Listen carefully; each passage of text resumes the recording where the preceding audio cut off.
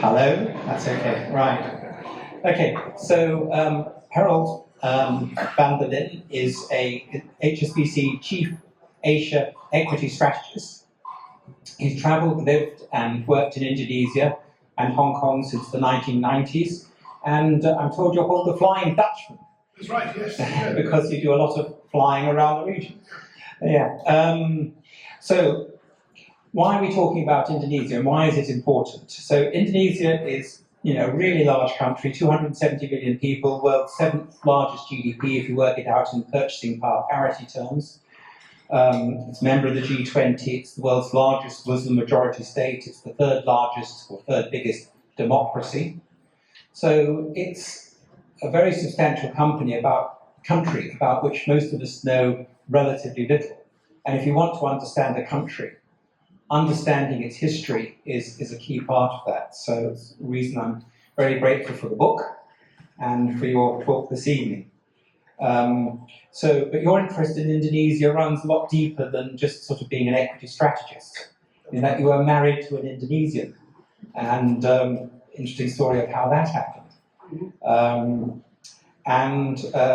You are also fluent in Indonesian, which is obviously a prerequisite for really knowing the topic, and have spent time studying Indonesian archives, and you have 2 books. The one that we are talking about today, which is on the, I'm going to get this right, Majapahit, yes.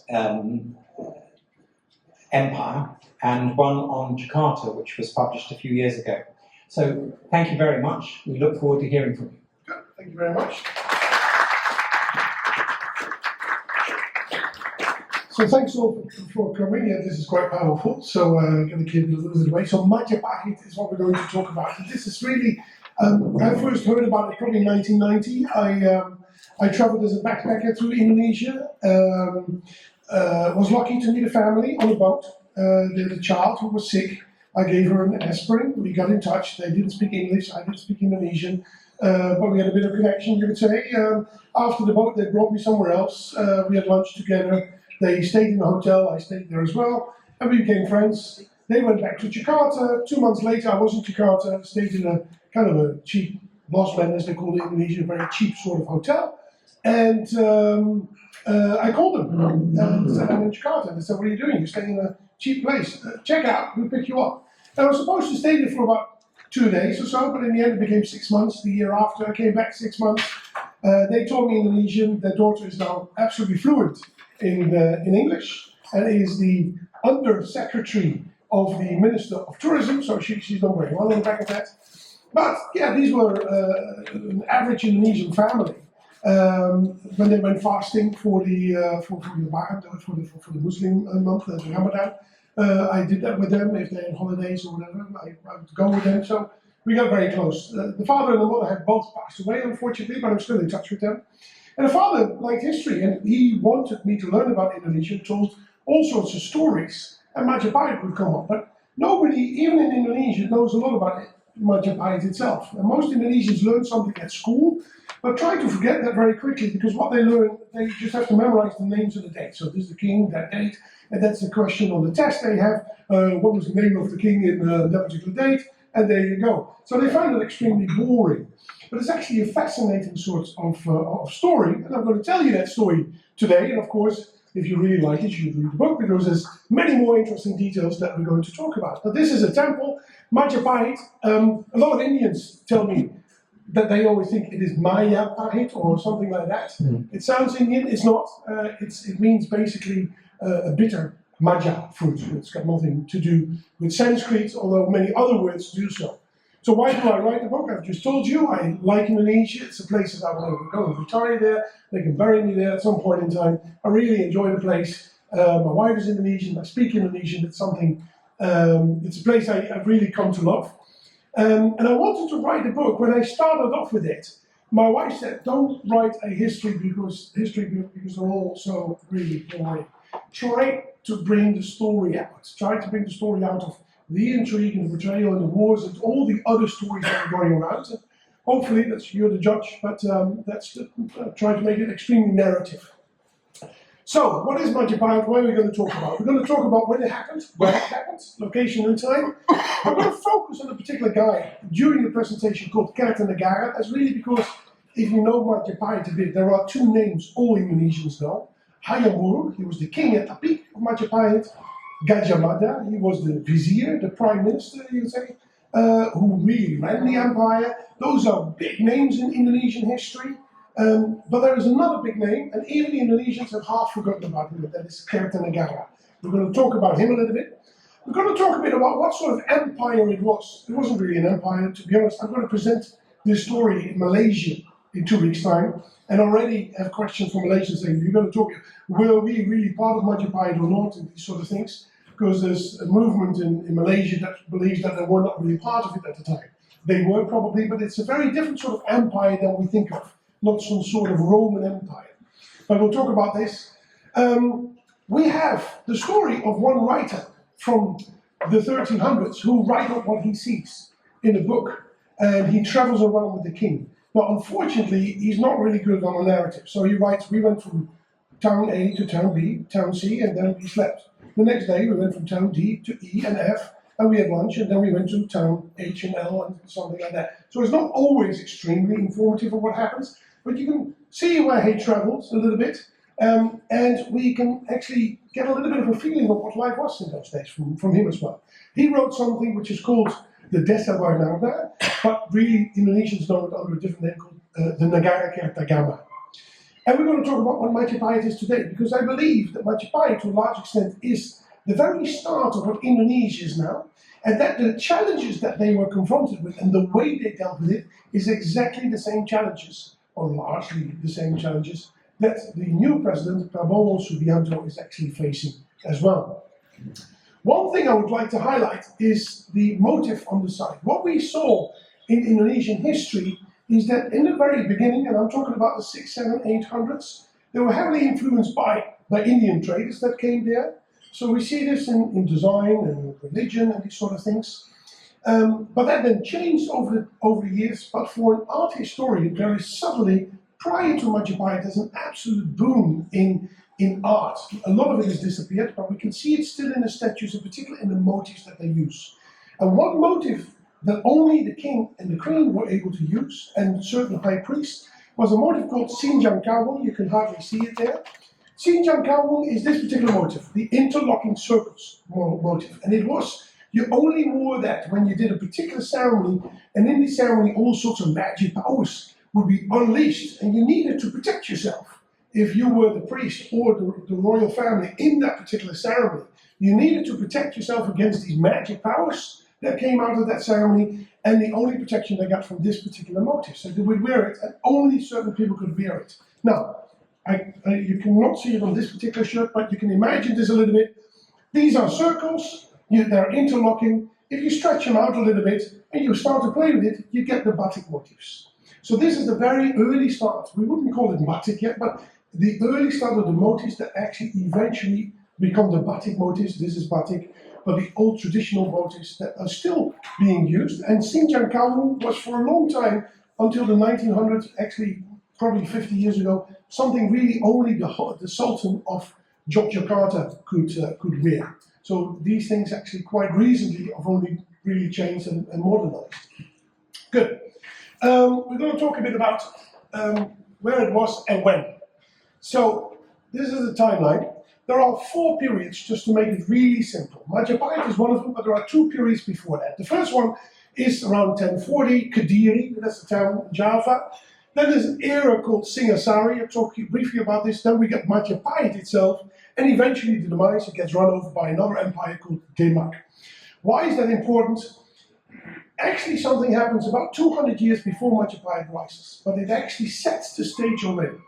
There was a king, his name was Erlangga, and Erlangga eventually, at the end of his life, before he died, that was the tradition in those days, would step away as king and become a hermit in the forests. That was the last stage of your life, and then you would come back as a sort of wise teacher to tell people about life and what you've experienced, and that was really, then you waited to die, and that was it.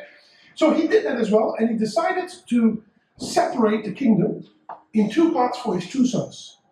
And he did this by asking a magician, and this is the story, to take holy water from Bali and then come back and fly over the lands to make a magical separation in his kingdom for either part of his son. The magician duly did so, went to Bali, got the water, flew over the lands, got stuck in a tamarind tree. He was really pretty angry about this, went down to earth, condemned the tamarind tree to not being able to grow much higher than it was. And the story then is that the tamarind tree was actually very short, so he must have flown just straight over the lands, you could say. But anyway, the importance here is that he was unable to magically divide the lands, and therefore the unification of these lands was still possible as well on that particular location. That location is still there. It's a Buddhist temple. Funny, most Indonesians don't know it. Even people at the Buddhist temple don't really know it. It's a place called Burare. I'll show you later what it is. But that sort of separation and trying to combine opposite forces together is a recurring theme still in Indonesia, I would think so today. Now, we go forward, that's in around, say, 1050 when that happens. Eventually, there is these two kingdoms, they fight with each other, they're weak, it's nothing really strong. And a kind of a robber, rapist, horrendous man actually by any standards, is able to climb to the top of power in one of these cities, and his name is Ken Arok. And he unifies, he attacks the other city, he unifies these two lands for the first time once again. He gets killed by his sons, that is a bit of a tradition in those days it seems. He had 5 or 6 sons, so son 1 kills him to become the king, son 2 goes after son 1, he then takes over, number 3 goes after 2, 4 goes after 3, so it went for about 40 years or something. It was a big mess until one of the grandsons stood up and said, we got to stop this mess, I'm going to stabilize these lands, my son, the 5-year-old Kertanegara, he's going to become the king. And by doing so, basically for the first 20 years of his life, this guy was the king, but he was really still a prince. His father would run the empire, but by the time his father dies, he's the legitimate ruler of the lands. That creates the stability, and we talk a bit about this. It creates a sort of stability that allows this city, this empire, Singasari, to rise. That is also when the arts flourished and these batik these batik motifs started to come up. He becomes very powerful and eventually, we'll talk about this, stands up against Kublai Khan, goes horribly wrong, there's an invasion. Everything gets burned down, they have to build a new city, and that is the rise of Majapahit. Majapahit rises and eventually it becomes a large empire under Hayam Wuruk and Gajah Mada. Now we're talking about 1350, 60, 70, and actually 1400 start to fall down, and eventually there's a new religion, the Muslims are coming in, that's Demak, and they overrun it probably 1480 or 1527, we're not 100% sure, but by 1527 certainly the place was burned down and nothing was really left of it. So that's the time frame that we're going to talk about. Then we're going to talk about where this place actually is. So this is Indonesia in the 14th century. Majapahit is right here. So it's East Java, it's not far away, it's about an hour drive from Surabaya, so if you ever go there. There's a small town, Trowulan, where there's a museum that was really the center of the place. I'm going to zoom in on this place here. This is Majapahit, East Java. You can say it's not far away from Surabaya there.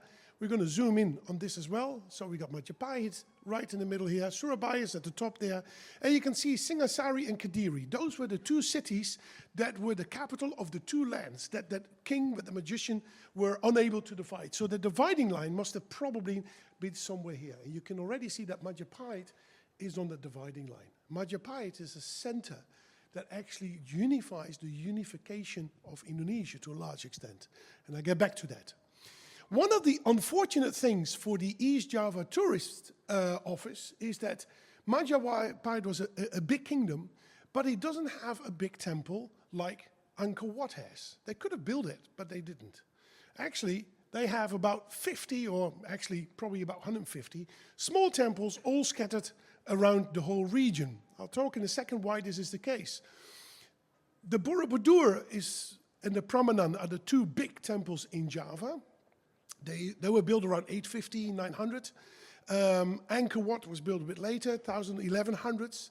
They could have built a big temple, they'd never done so. And that means that if you go around, you have to travel around and see all these particular temples. And there's a reason for it, and I come back on that as well. But we zoom in on what Majapahit is. You can see the palace here at the very bottom, and you can see this place called Wurare. That's where the tamarind tree stood. It's a bit difficult to see, but believe me, it's at the bottom here. That's where the tamarind tree stood, where the magician was unable to divide the lands, where the sort of magical unification of the lands was possible, and that's where Majapahit is built, and I'll tell you in a second why this is the case. There's also another beautiful temple right here, Bajang Ratu, and that is that particular temple over here. It's an odd location, but it's a location that was chosen with spirituality, you could say, in mind. It was a spiritual place where this monk where unification could take place, but it was far away from the rivers. So they had their own sort of open land, Bubat, and they had a trading town, Canggu. But that was also a bit the downfall already for Majapahit. It was an inland sort of empire, and therefore when things changed over the 200 years and trade flow changed, they were not fully connected with it, and they lost touch to a certain extent, you could say. So now we've talked about when it was and where it was. We're going to talk about the story. We're going to talk about first at Ken Arok and set the stage. So this Ken Arok, he lives in around 1220. He takes over one of the cities, attacks the other city. He takes over Singasari, attacks Kediri, unifies it for the first time. And his son, which is a whole story, but didn't know that it was the illegitimate son. He thought it was a real son. And I know there's all kinds of two ladies involved, and it becomes a bit of a mess. That son, when he's about 22 years old, hears that his father is not his real father. Actually, the murderer of his biological father kills him. And he knows that the other brothers go out and will kill him as well. He's very nervous. He knows these brothers out there to get him. He builds a big wall around his house.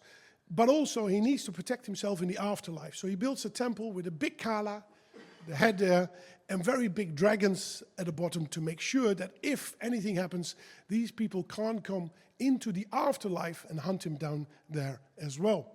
That was a man called Anusapati.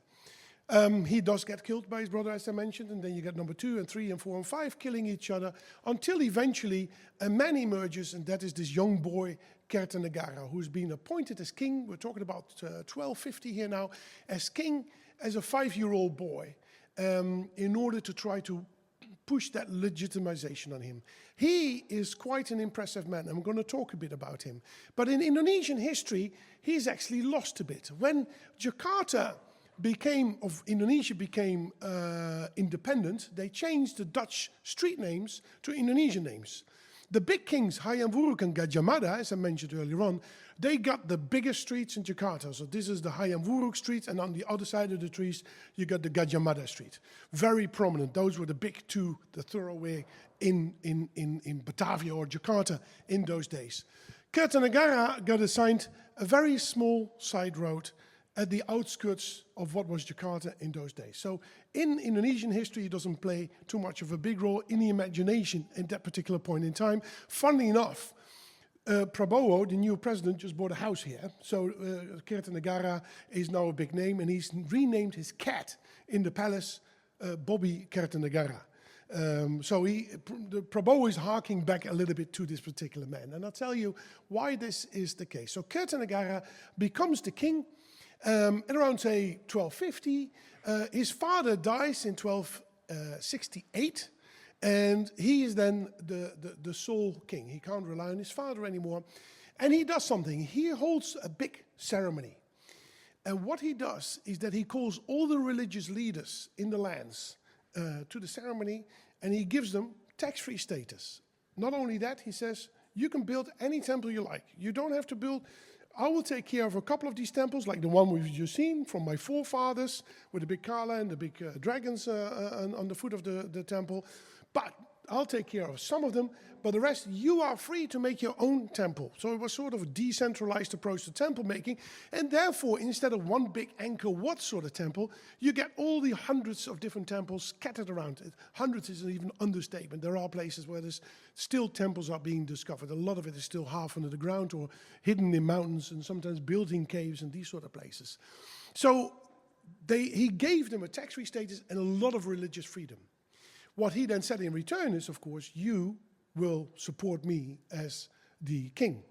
Now, he needed not only the Hindus, but also the Buddhist community to like him, so he declared himself both a Buddha and a Shiva. He was a Shiva Buddha. That's quite handy, so all the religions are covered, you get all the support that you need, and he did this for a particular reason, I think. So this was Sarva Dharma in 1269 that he did so, and we see him after that making a couple of big changes. He kicks out the old advices, he gets in the new advices, and he starts to run a foreign policy. Why? This is Asia, this is the trade routes that existed, so you have the Indians would sail through the Malacca Strait to Majapahit, didn't exist, Singasari, Canggu actually, that small place that I mentioned earlier on, where there was a trade center over there. The East Indonesians would come on the monsoon, and the Chinese would come as well. Now that location, it flourished well, nice city, as I mentioned, they became rich and stuff, but there was a particular threat coming up. That threat came from the Mongols in the north. By 1270, Kublai Khan, who had already gone, and his family had gone all the way to Italy almost, and Hungary and in Europe, they were now hungry to go down into Asia. So they sent their army into what is Burma and into Vietnam and eventually take over. And the threat is, of course, now that Kublai Khan goes further. This man doesn't stop too quickly, and that he could get control, if you go deeper, over, you could say, what is now Singapore. And if that was the case, if he would control those waters, he could redirect the trading to, let's say, a Singapore or something, or Malacca. Malacca might have existed by that time already, but he redirected this trading floor, and then suddenly all the trade would go away from Majapahit, or Majapahit in Singasari was at the time still, and it would simply be, it would shrimp and become small and a poor empire. So he needed to protect himself. So what did he do? In the 1280s, he first attacks, he makes sure that he doesn't get attacked from the back. So he attacks Bali and Madura, because they were somewhat independent, and makes sure that nobody is there that can attack him in the rear. Then he goes and sends his navy, and he builds up supposedly a really big navy, with ships that carry elephants and thousands men. When these ships were seriously large, when the first Portuguese sailed into the northern part here, by Pasay in the neighborhood, into the Malacca Strait, and they saw these Javanese ships, they were terrified. These ships were 3 times larger than they were. There are reports of the Portuguese, and this is in the 1500s, 100 years later, saying that the top of their mast would halfway come to where the mast of the Javanese ships would start. So these ships were really, really, really big. So this guy builds an enormously large army, and navy in particular, and he puts that in what is now Borneo and in Sumatra. He's ready, military, to take on. If Kublai Khan is coming, well, he's got his navy ready to make sure that they're going to have a good fight. But he had one problem, because there was a message that not only was Kublai Khan eager for the land, Kublai Khan was by some young Tibetan 18-year-old elevated to become a sort of elevated sort of being, a sort of Buddha. So he had all sorts of spiritual power, and Kertanagara needed to have that spiritual power as well. Military power wasn't enough. You need to build a sort of spiritual halo around your own lands. So what did he do? He started to do tantric, all sorts of dancing at midnight at ceremonies of cemeteries. You can see the skulls there. Naked, you eat fish, meat, you drink large amounts of palm wine, and you get engaged with young ladies as well. In that particular sort, if you chant and you do these sort of exercises, you gain spiritual power. And what you do is you imbue that spiritual power into statues that you've built. So you put that power in these statues, and this statue has been discovered in Sumatra. So you put it there, so that effectively, there's a statue discovered in Vietnam, that effectively you try to create a sort of spiritual halo around your own country. So when he did this, and we're now talking about the late 1280s, By this time, he was military ready to stand up against Kublai Khan, but spiritually, he had the same position, the same elevated status as Kublai Khan as well. He was ready to take the guy on. When he did that, he was ready, he had a big ceremony, because he's the first one who unites the Indonesian archipelago.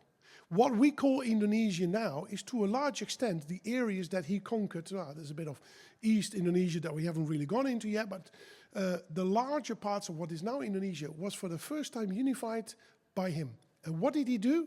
He had a big ceremony in Burare, the place where the tamarind tree stood, that had caught that particular magician, who could therefore not divide the lands and became the symbol of unification.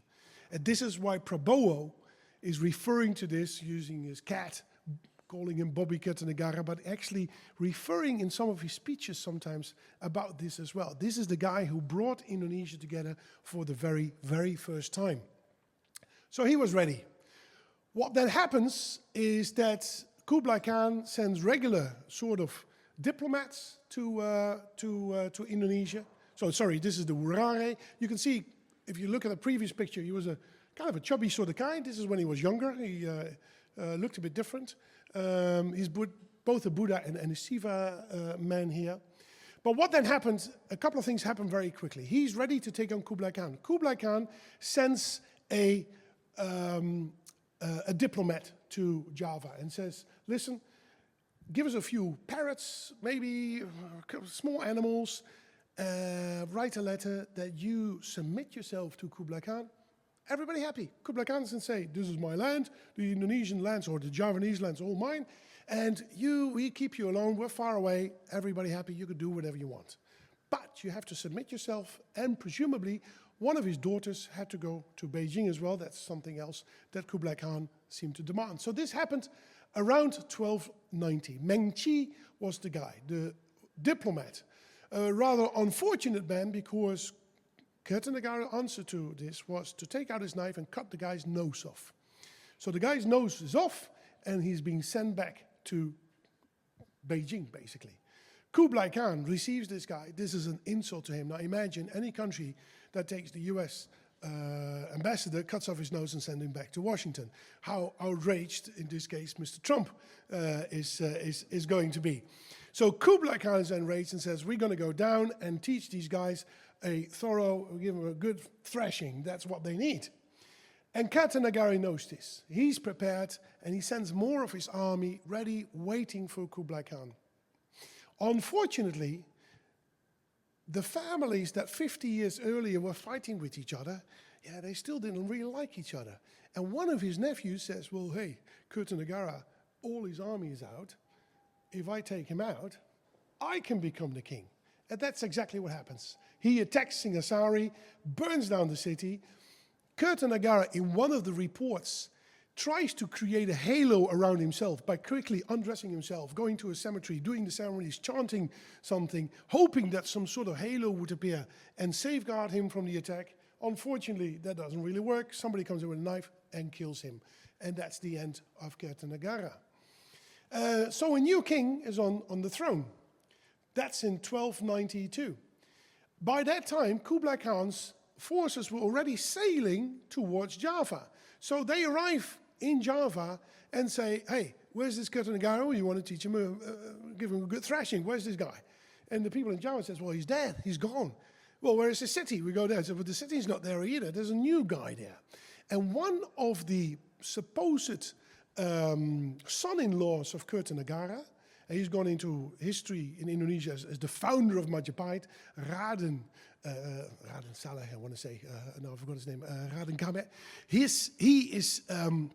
He stands up, he goes and talks with the admirals of Kublai Khan and says, listen, I, as the kind of presumed heir of Kertanegara, I will submit myself to your master Kublai Khan, but you kick these people out. You help me kick the enemy out in Kediri, that was. No, the admiral said, well, we've got to do something here. We've been sailing for 3 months to get here. We can't sail back. They had to wait for the monsoons for another 4 or 5 months, so let's do this. And this guy submits, we get some money, we'll go back, everybody happy. No, so it happens, and a war happens. the Mongol invasion. They attack Kadiri, the city gets burned down, the king gets killed, and the Mongols say, fantastic, now you have to submit yourself to the great Khan. And the guy says very cleverly, let's do that tomorrow, tonight, we party.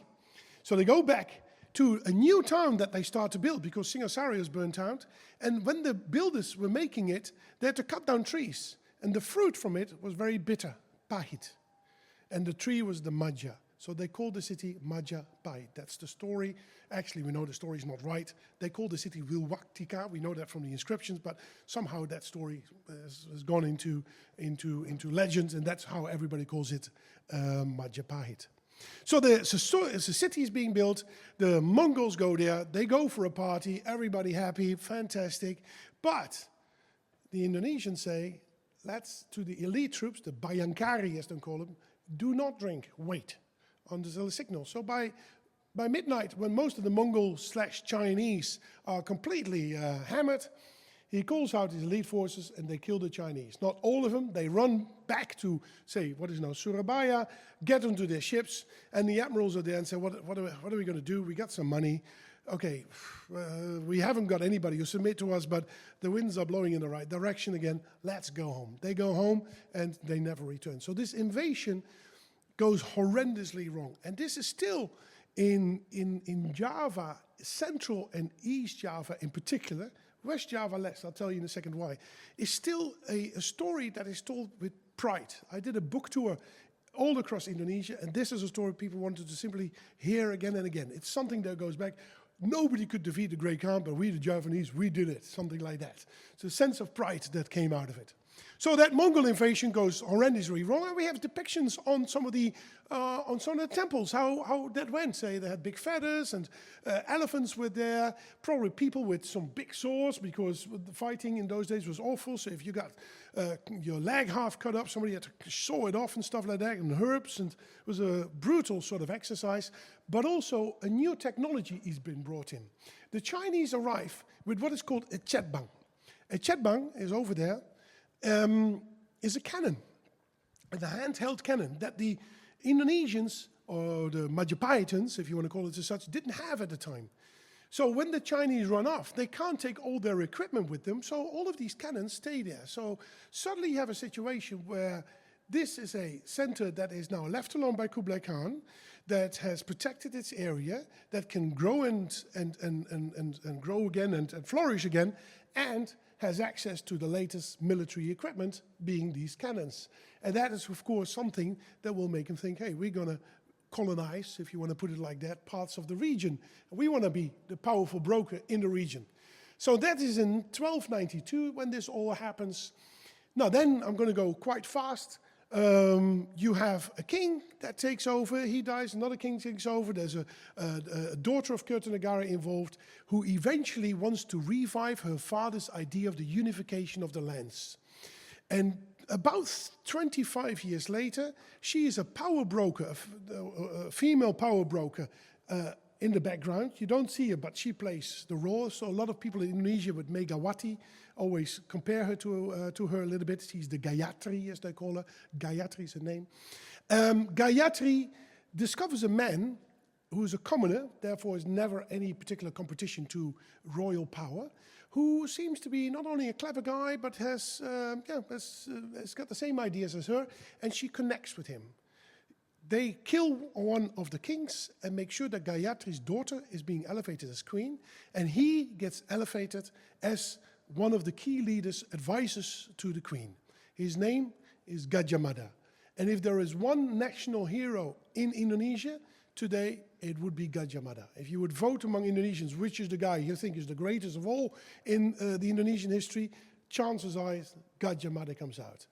He's a commoner, he comes up from nowhere, he knows which people he needs to connect to, and for about 30 years he runs the empire. And he runs it with a very tight rule. And he makes a promise to Gayatri. He says, I will not, now this is a problem because we don't know what he exactly says. He says, I will not palapa until I've unified all the lands basically from Irian Jaya and Ambon, Sulawesi, Java, Sumatra to southern Thailand, Malaysia and Singapore. So I will unite all the lands. And he says, I will not palapa until I do so. We do not know what palapa means, by the way. Some people think it's maybe sexual abstination. Other people think it's maybe eating fruit, or we don't know. Funny enough, the first satellites that Indonesia put in orbit are called the Palapa satellites. They're still going around. That's the Telkom satellites. So Gajah Mada goes on a big quest for his life in order to bring all these lands together, and he is quite successful in this. Majapahit was the power center. It was where the money was. And actually a lot of the regions nearby wanted to be associated with them. That's where you got protection and where you would make your money. So it becomes a reasonable, sizable empire. This, some historian claims, is the face of Gajah Mada. That's absolutely rubbish. Everybody knows it, but it goes into history as that this is the guy. Looks a bit like my 28-year-old nephew, a bit of a chubby kind of guy as well, actually. But when Sukarno became the first president of Indonesia, he harked back to these great days of Majapahit. And he needed something easy to show to people. He wanted a face, so he told one of the historians, can you just basically say that this was Gajah Mada? So they had a terracotta thing, it's still in one of the museums, a small head, and he said, I proclaim here, I have undeniable proof, this is Gajah Mada. There is no proof, this is just a head, we don't know. But maybe, who knows, he looked like this, it doesn't matter too much. But Indonesia needed something to hark back on. And this was the empire that they had. But two things. The first thing is they didn't have West Java. So Hayam Wuruk was the son of the queen, born in 3030, so he's about 30 years younger than Gajah Mada. By the late 50s, he's in his 20s, ready to be married out. And Gajah Mada says, listen, we got all these lands, but we don't have West Java. Why don't you get married to the princess of West Java? Good, right? Good idea. So they make that agreement. West Java says, well, okay, that's fine. They come over for a big party in Majapahit. But when they arrive there is nobody to receive them. So they find it a bit odd. They wait. And eventually Gajah Mada comes and makes it very clear that yes, there will be a marriage, but she will be the concubine. Now, the king from West Java is outraged. No, this goes horrendously wrong, and without, say, 24 hours, there's a war. Instead of a wedding, they have a war between Majapahit and West Java. That is the Battle of Bubat. And it's quite odd that my wife is Sundanese. And I don't know if there are Indonesians here, but if they talk about Javanese, they talk about Central and East Javanese people. They don't talk about West Javanese. Those are Sundanese. It's different. There's even people still now, they say, if you are Sundanese, you don't marry with Javanese. Or the Javanese say, you don't marry with Sundanese. It's a different sort of people. It's one island, but still they have that sort of separation that plays a role. Funnily enough, only in 2017, so Gajah Mada was a big player, but of course the Sundanese don't like him. If you go West Java, there is no Gajah Mada street in Bandung or any of the other streets. But there is a Gajah Mada street almost in every other city in Central and East Java. What happened in 2017, Jakarta was growing, they needed a ring road, and the Sultan of Jakarta said, why don't we give a ring road the name of a West Javanese king, the king that was murdered in that Bubat war, in that wedding that became a complete disaster. And that is still the name of the ring road now, but he's trying to reach out. So some of these sort of frictions that existed in those days, or started in those days, are still there in Indonesia. Now, this is the land that Majapahit claimed. And I think at the height, if you would have gone to, say, Brunei, and would say, are you part of Majapahit? Brunei people would probably said, yeah, okay, that's good. Because, as I said, that's where the protection was, that's where the money is.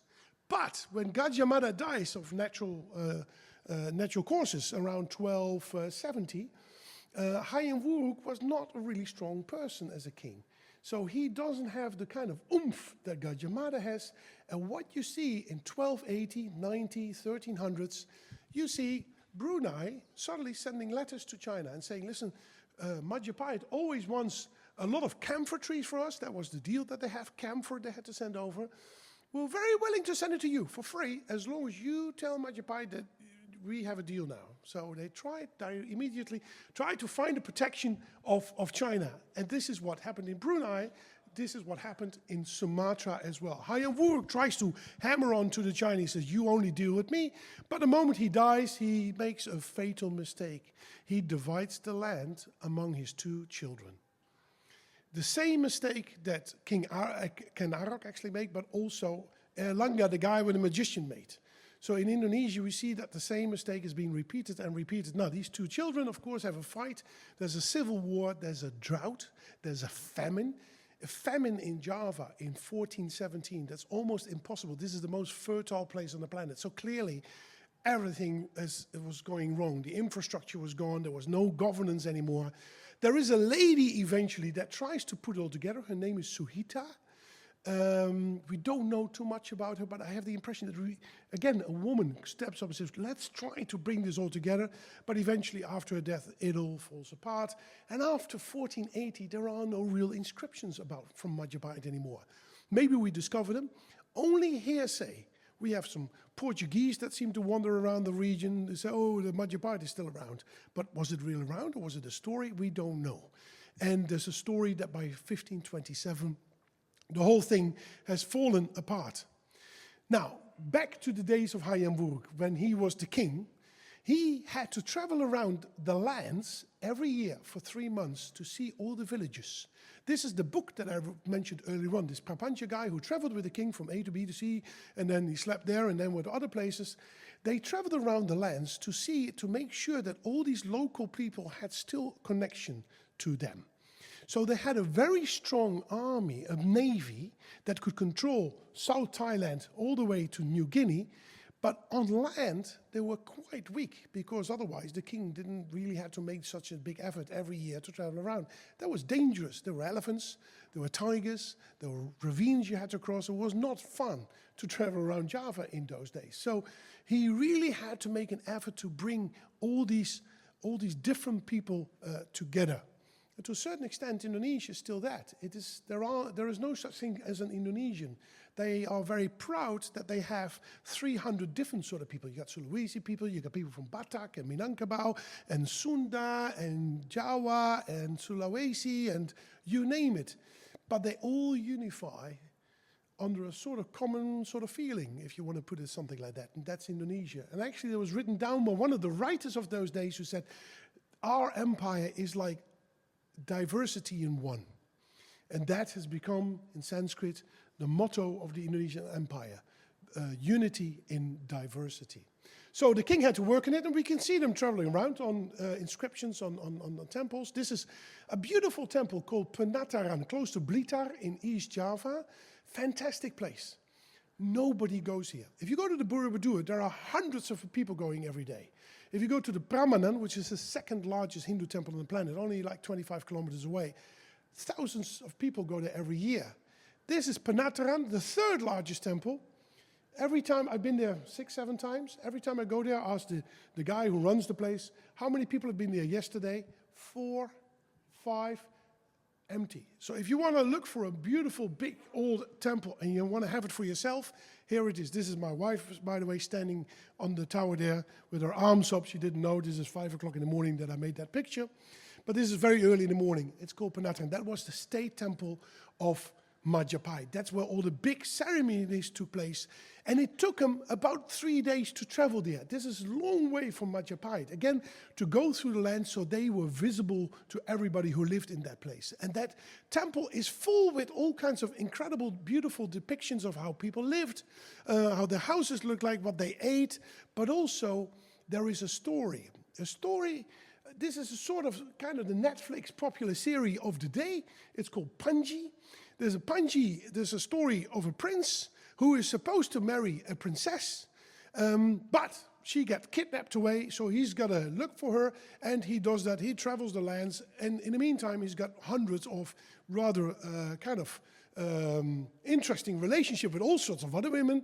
You can see that here. He meets one, and then he's having a bit of a moment with her, and we can see that he played music. This is the early fort of the gamelan that they use in Indonesia as well.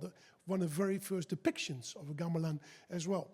These Panji stories were incredibly popular, so they carved them on the temples. But all the traders in the region came there as well. They heard these stories as well. So these stories started to go to West Java, East Java, Sulawesi, Malaysia, Singapore, and Thailand. And in Thailand, they became very popular, Malaysia and Thailand, and they changed the name of the man. Instead of Panji, they call him Inau. And Inau is still now a sort of, if you're 12 years old and you're at primary school, you do performances of Inau, which is the prince who's in search for the princess. It's just a very Thai version. If you go to some of the temples in Bangkok, the murals and the paintings on the walls are Inau stories. They're Panji stories that originated in Majapahit. Now, this is just an emblem. Majapahit is then eventually, as I said, starts to really fall apart. The Muslims come, they run it over. The city effectively disappears in the forest. There's a report of a Dutch guy who goes and looks at one of the temples there and can't find it. It's a massive temple, 30 meters high. He bumps into it in the evening. He can't see it until he literally is standing in front of it because it's all green and trees were grown around it. Raffles hears about it. He goes and looks for it. He looks in the wrong place, but he sees some things in the forest, and this is one of the paintings that one of the guys of Raffles actually made. Then the Dutch pick it up and they find something. What happened? We had this monk, Prapancha, who wrote everything down that he saw. These books were in small libraries that they had, but when when Majapahit fell, this is about 150 years after Prapancha died, so we talk about 1427 or 1527, they took these libraries and they ran off to a safe place, Bali. And Bali now is Buddhist, Hindu, because that's Majapahit. What we see is the living proof of Majapahit still in Bali. And in Bali, they translated these books. They kept them fresh. These were written on kind of thick leaves, lontar, including that book from Majapahit. And the Dutch, who had a war with the Balinese in 1889, there's a guy, a language expert who's in the army, and he walks into one of the libraries of the Balinese, which was actually on fire, and literally grabs them and takes them back to Batavia and starts to read and translate them. And he discovers this whole story of Majapahit in here, written by this Prapancha guy in 1350, about the war in Bubat and the wedding that went wrong and the king traveling around and the places that he went to and all these sort of things. And so they say, hey, where is this place really? They go look for it. And it took them quite some time. And eventually they find it. Unfortunately, the Second World War just started, and the Dutch didn't really want to talk about how great Majapahit was, so they muffled it under. They didn't do anything with it. It was really Sukarno who then later picked that up again and said, listen, we are a nation just like Majapahit that was run really great. And Prabowo is using this same story. We were great, and we have a right in the region to exert our power, just like Kartanagara did in the past. And that's why he was referring to this sometime. Now, this is the last slide. Because Majapahit, if you know where to look for, you can see it everywhere. Of course, in Bali, Balinese dances. In Inau, so I mentioned it in Bangkok, on the murals, on some of the temples in Bangkok, you can see it. You can see it, of course, in the Indonesian flag, and the Malaysian flag, and the Singapore flag, red and white. Those were the colors of Majapahit. The Majapahit Navy carried that. But I think you also see it in the way the country is run. Indonesia is basically a country that is Christian, Islam, Hindu, Buddhist at the same time.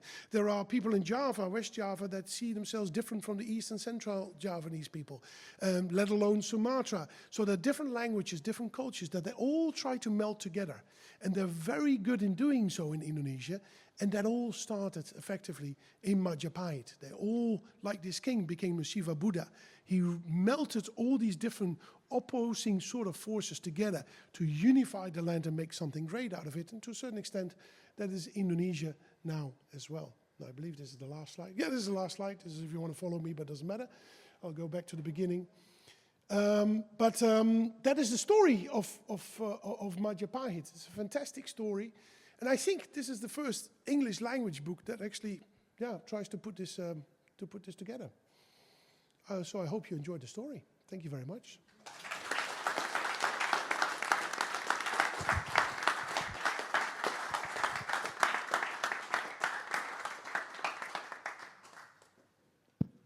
I'm sure Herald will answer questions.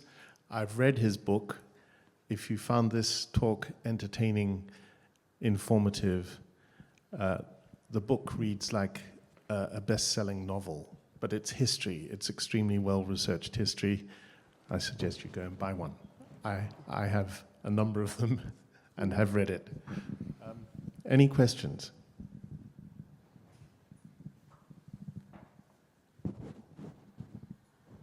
I have a question I can pose as well, but you go first. Maybe shout out. Where does Borobudur come in all of this? Yeah. So where does the Borobudur come into play? So we're going to do about 2,000 years of history very quickly. Around 600, actually, we should maybe start with the fall of Rome. Rome, yeah, it was a very long time. Rome falls, and the Indians were trading with Rome. It was a really profitable sort of business. Rome falls, their market falls away, so they think, hey, we need to go somewhere else. So they start to look to the east. And the Indians really start to travel along the coast and come into the, you could say, Malaysia, Sumatra, the Sumatran coast. And they want to trade eventually with the Chinese, but the Sumatrans say, listen, we're going to be the middleman here. So they set up an empire, and that is Sriwijaya.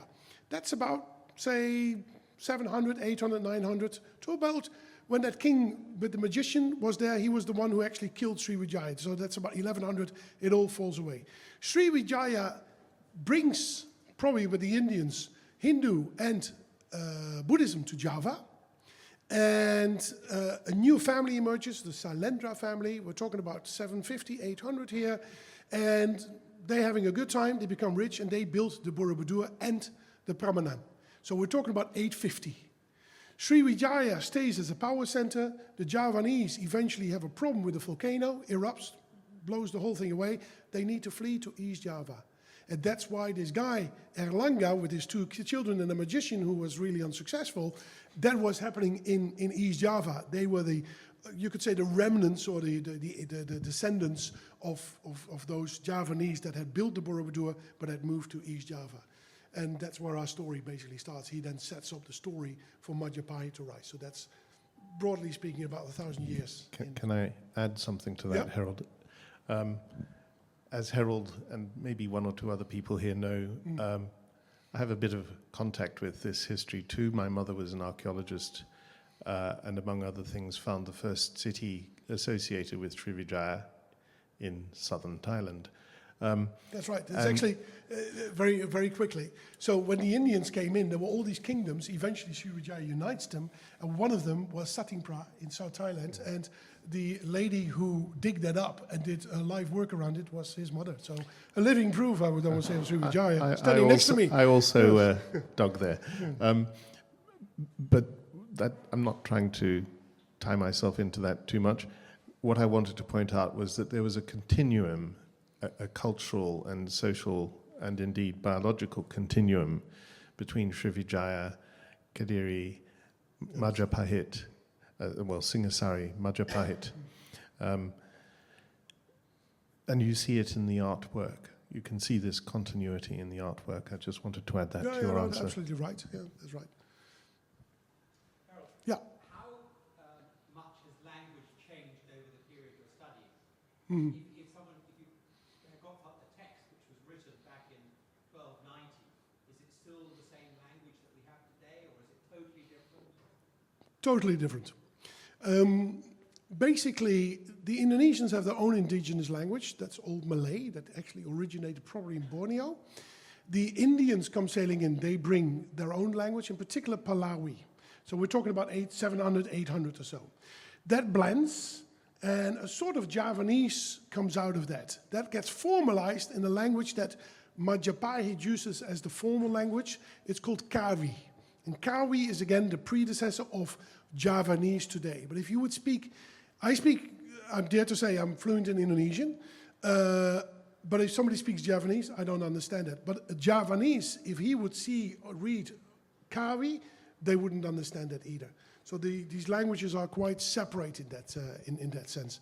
Nobody speaks Kawi anymore, with the exception of about 25 archaeologists and language fanatics or enthusiasts, if you want to, who keep this alive. Every year in Bali, there's a Kawi symposium. I actually tried to go there this year, but unfortunately couldn't make it, where people try to keep that language alive and discuss it and study it and these sort of things. So that was the old language. And that is a language that you saw this paper, this leaf, was written, that is Kawi. Yeah. Question there. When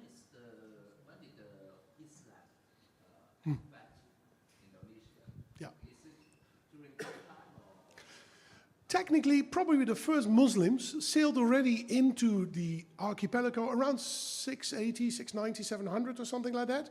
But they were lonely, faraway Arabs that maybe missed out or had gone to India and thought, oh, well, let's try a little bit further. There were no particular force or anything meaningful at that time. But Islam existed, and we know that there were Arabs that went all the way to, for example, China. There's an old mosque from, I think, the year 900 or something like that.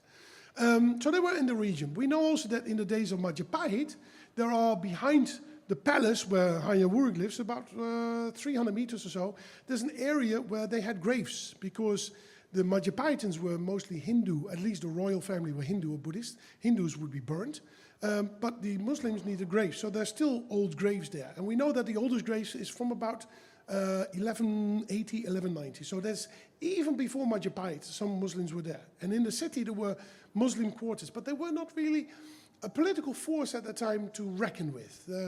Just a bunch of guys who lived in the corner of the city, did a bit of trade. Yeah, they got a mosque and they do some strange things. They pray 5 times a year. It was all tolerated. Nobody cared too much about them. But then they suddenly surged in the 14 and 1500s. That's when many more traders come in and they established themselves. It's the fall of Malacca, it's a whole story, but they established themselves in the northern part of Java. And one of these cities was Demak. They have a powerful leader, and he tries to take over the northern part of Java, and is pretty successful in this. Now, there's 2 quick stories to this. First of all, I told you in the beginning, Majapahit was located on a spiritual place, but far away from the river, let alone far away from the sea. It was out of touch when all these sudden changes took place in North Java. It was not located there. It didn't really respond to this. So it allowed these power centers to grow. And in 1527, Demak attacks that, probably in the first half of the year, because it burns Majapahit down, because in the second half of the year, it attacks another city in West Java called Banten. And on the way back, they take a small town and rename that town. That town was called Kelapa, but they rename it Jakarta.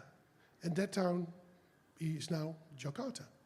So the birth of Jakarta, this is great if you want to try to build a narrative. The birth of Jakarta is in the same year as the death of Majapahit. So you can see a very nice continuum if you're looking for a storyline here, which is exactly what I've tried to do. But yeah, that's how it works. As a layperson, it feels like the geography is kind of amenable to lots of pirates. It's easy to hide. Do you have any documentation about how did the government deal with that during this period? Yeah.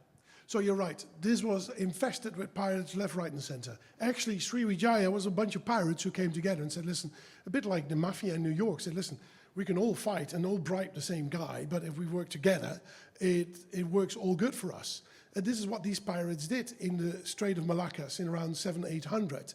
And this is where Sriwijaya eventually came from. So you're right, but they had an incredibly strong navy. So they were able to protect these areas and these cities, like probably Singapore in those days. It wasn't really meaningful, but it's being mentioned in the document, so it must have been some sort of settlement. It's a strategic sort of place. It didn't want to be attacked by pirates. You have the Riau archipelago there. This is where these pirates lived, on small islands, so they sailed out, burned some place down, took everything, and went back to their island, and you had no idea where that was. They could easily disappear in those waters. But Majapahit was able to keep that relatively well under the control, because that was why southern Thailand, Malaysia, Brunei, even southern Philippines wanted to be associated with them, because they needed that protection in their waters, and they couldn't do that themselves. And that was because Majapahit had built up this big navy under Kertanegara to protect themselves against Kublai Khan, and had the military equipment after the Chinese to literally blow some of these people out of the water. They had guns, and they were probably one of the early ones there. So that allowed them to project that naval power for quite some time, while at the meantime, actually on land, they were not that strong. So it's a very strange sort of thing. Some people call this not an empire. The technical word is a mandala, which is a sort of center that radiates out of the center with the power. But it wasn't even that. It was a big donut. In the outskirts, they had reasonable influence. In the middle, they were strong. But anything close to the middle, they really had to work hard on to get that sort of loyalty. That's why Hayam Wuruk had to travel around. 3 or 4 weeks ago, There's a question there? Okay. 3 or 4 weeks ago, no, actually maybe a month ago, there were protests in Indonesia. You might remember that, because the outgoing president was trying to establish a dynasty. And in Jakarta, there were people on the street with big banners. And they said, if you would translate it, kita tolak Majapahit. We reject the bitter times. If you read that and say, students protesting, we reject the bitter times, sounds more like a poet has written it down. It doesn't really make strong statements. But in Indonesia, it is, we reject the bitter times. Remember, bitter fruit is Majapahit. We reject the times that look like Majapahit. They made a reference, they play with the words. Kita tolak zaman pahit. That sounds like Majapahit. We reject Majapahit. We reject the dynasty politics and the royal family structures that they felt Jokowi was trying to put in place. So people still play words on these things even today. Good. There's a question in the back. The Muslims that arrived in Indonesia, did they come from the southern part of Saudi Arabia? They come from all sorts of places, to be honest, but the big fear, the people that really were on ships, Arabs, were very often people from Oman. There's a tribe in Oman, the Al Zaid tribe, that even today in a city called Sur prides itself with shipbuilding sort of how do you say that, skills. And they were the Persian ships. And we know, for example, that some of the monks that traveled in 700 from China to India, they used Persian ships because the Persian ships were the fastest, not only because of shipbuilding, because they had to go a long way. So when the wind blows, like we have here in Hong Kong, the monsoon changes, the wind changes in November normally. At this time of the year, most of the ships would say, okay, this is the time to go towards Indonesia, sail there, the wind's blowing in the right direction. But most ships would go to, well, you go, Hainan Island, and then Hanoi, and then Da Nang, and then so around the coast because you needed to make money and get provisions. But the Persians, they had a long way to go. So they went straight to Sriwijaya, then whoop, straight to India, trying to get around to get it home. So it was these Omani shipmen very often that came in. Hope that answers the question. Yeah. You mentioned the guns that were left behind by the Mongols. Yeah. Those guns are not very useful if you don't know how to make the explosives. Yes. Do we know how they learned how to make the explosives? Or No. was that normal? No. These guns are being mentioned by the Chinese, by the way. The Indonesians don't mention them, but of course we don't really have a lot of. You wouldn't put it on an inscription like a formal document, but we know that they left them behind. They must have taught the Javanese in that war, whereby that guy said, "Listen, if you help me to kick that guy out, then I'll submit myself to the Great Khan." Probably the Chinese said, "Listen, you can help us out, but here's some guns. We'll teach you how it works." So they must have probably seen or whatever it worked. These guns were left behind. And there is an inexplicable reason why, the question is really why after that time suddenly they have so much naval power. We knew they had the ships, but beforehand they were able to protect themselves. So the feeling is more that maybe it's the combination of the large ships and the cannons that allowed them to go around the region and blow people out of the water, literally. But that's all we have. There's no other evidence for it. And so we also don't know if they knew how to make cannons themselves. No, but they had the skills, the iron making skills. We know that. For example, there were smiths also in stories that make weaponry and sort of stuff. They also started to use fireworks. There's mentionings of fireworks in certain stories. Prapanja, for example, mentions this, I think, once or twice. So, you put one and one together, then it makes sense that they could do this. But that's all we have, triangulation. So the Indonesian language, it was written in Arabic words?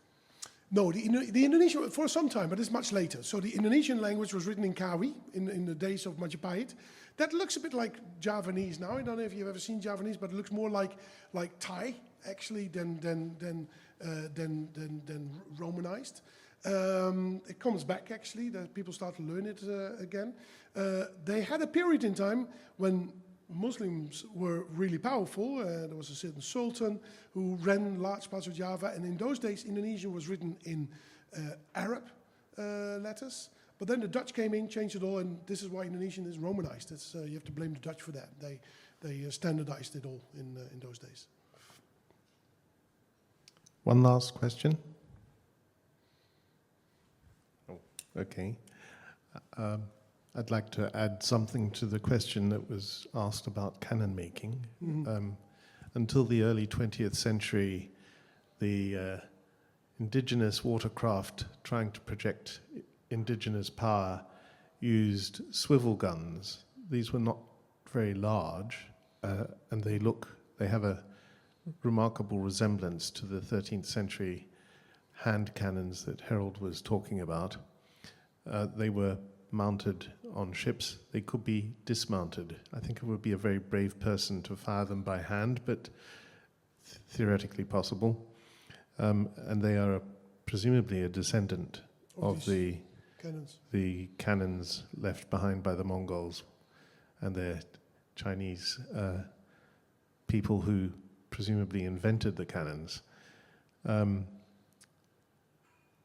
can only speculate as to the how the gunpowder technology came to that part of the world, but the smithing technology would have been there. They're very fine smiths in brass, copper, and in iron and steel.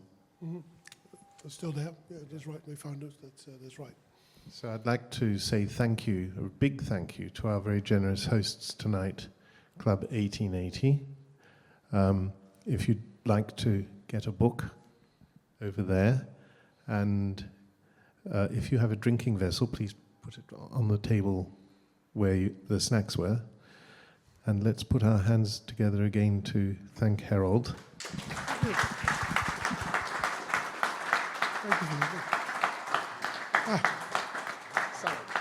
Excellent, very good. Thank you very much. A book is a present. This is the second presentation we do on Majapahit, so another one about the Burmese War, I think. So here we go. Thank you very much. I'd just like to add something.